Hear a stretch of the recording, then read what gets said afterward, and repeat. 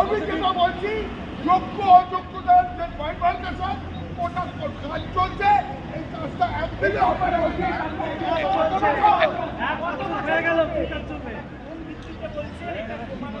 কারণ এসএসসি কোর্টে বারবার করে বলেছে যে আপনারা করতে পারবেন।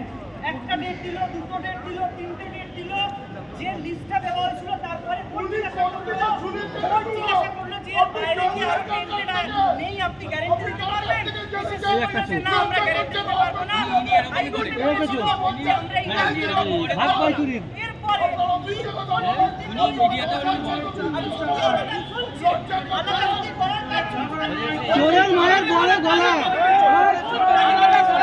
কতদিন করবে সরকার? কেন লিস্ট দিতে পারছে?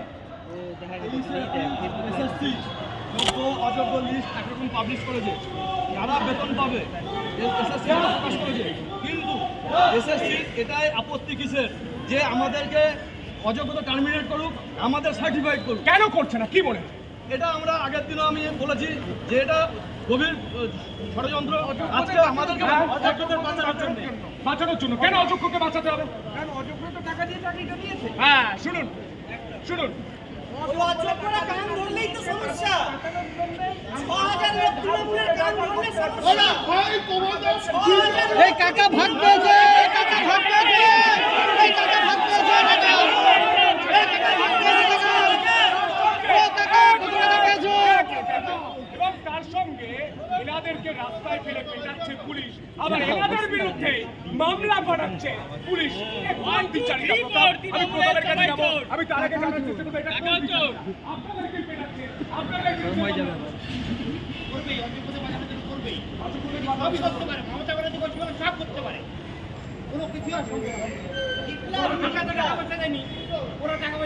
আমরা তো সৎ সন্তান, ওরা আপনার সন্তান মমতা ব্যানার্জি, তাই তাদের তাই করছে কারণ অযোগ্যদের বাঁচানোর চেষ্টা করছে। একটাই কথা আমি শোনানোর চেষ্টা করবো, রাজ্যের বিরোধী দল নেতা শুভেন্দু অধিকারী যিনি এখানে এসেছিলেন, কথা বলতে এসেছিলেন, পরিস্থিতি দেখতে এসেছিলেন, তিনি এই বিষয় নিয়ে কি বলেছেন।